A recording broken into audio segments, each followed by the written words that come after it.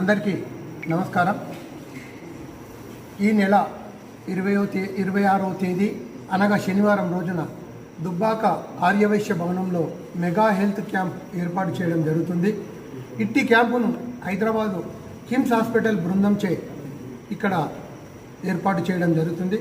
దీనిలో 10 రకాల వరకు పేషెంట్లను చూడడం జరుగుతుంది. ఎందుకంటే గుండెకు సంబంధం కానీ, అదేవిధంగా క్యాన్సర్ కానీ, డెంటల్ కానీ, చిన్నపిల్లలు కానీ, అదేవిధంగా వివిధ రకాల రోగులకు సంబంధించి ఈ వ్యాధులు చూడడానికి పెద్ద ప్రత్యేకమైన డాక్టర్ల బృందం ఇక్కడికి రావడం జరుగుతుంది.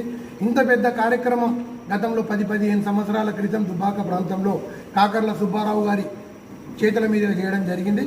15-20 ఏళ్ల తర్వాత దుబ్బాకలో ఇంత పెద్ద ప్రోగ్రాం చేయడానికి మిగతా వివిధ సంఘాలు, అఖిలరాజు ఫౌండేషన్ కానీ, ఆర్యవైశ్య సంఘం దుబ్బాక కానీ, medical association Dubbaka mandal medical association కానీ, శ్రీ లలితా పరమేశ్వర ఇండస్ట్రీస్ కానీ, శ్రీ మంజునాథ ఇండస్ట్రీస్ కానీ, అదేవిధంగా లైన్స్, అదేవిధంగా వాసవి క్లబ్, వివిధ రకాల పెద్దలు అందరి సహకారం, పూర్తి సహకారంతో ఆర్యవైశ్య సంఘం ఏరియాలో ఇంత పెద్ద ప్రణాళిక ఏర్పాటు చేయడం జరుగుతుంది.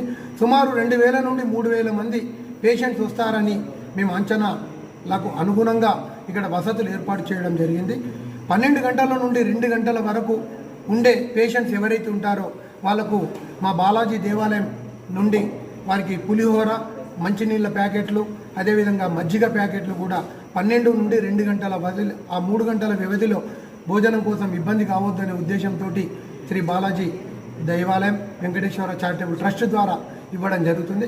ఇంతమంది దాదాపు 10 కంపెనీల నుండి, 10 సంఘాల నుండి ఇంత పెద్ద ప్రోగ్రాం చేయడానికి మమ్మల్ని ఇంతమంది ప్రోగ్రాం ప్రేరేపణ చేయడానికి గౌరవనీయులు డీసీపీ మధుకర్ స్వామి గారు, అదేవిధంగా సోదరులు సత్యనారాయణ సార్ గారు, వీళ్ళిద్దరి ప్రోద్బలంతో వీళ్ళు ఇక్కడ హైదరాబాద్లో జరిగే కార్యక్రమాలు అక్కడ చూడడం, మేము మిగతా వివిధ సంఘాలన్నీ ఇక్కడ జరిగే కార్యక్రమాన్ని చూడడం, పత్రికా సోదరులను కూడా మరీ మొక్కుతూ వేడుతున్నాం. ఎందుకంటే మీరు అనుకుంటే సాధ్యం కాదు. మన ప్రాంతంలో ఇంత పెద్ద మెగా హెల్త్ క్యాంపు మీరు కూడా సంపూర్ణ సహకారాలు ఇవ్వాలి.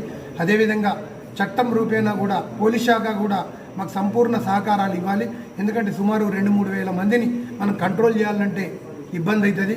వారికి మనం సెక్యూర్కి కూడా మా దుబ్బాక పోలీస్ శాఖ కూడా మాకు సహకరించాలని కోరుకుంటూ, ఈ పెద్ద ప్రోగ్రాంలో అందరూ మాకు సహకరించాలని కోరుకుంటూ, ఈ ప్రోగ్రాం విజయవంతం చేసి 2000 పైన 3000 లోపు మనం అందరికీ ఇక్కడ ఉన్న సుదీర్ఘ పేషెంట్లందరికీ న్యాయం చేయించాలని, అదేవిధంగా ప్రత్యేకంగా కూడా క్యాన్సర్ పేషెంట్లు కూడా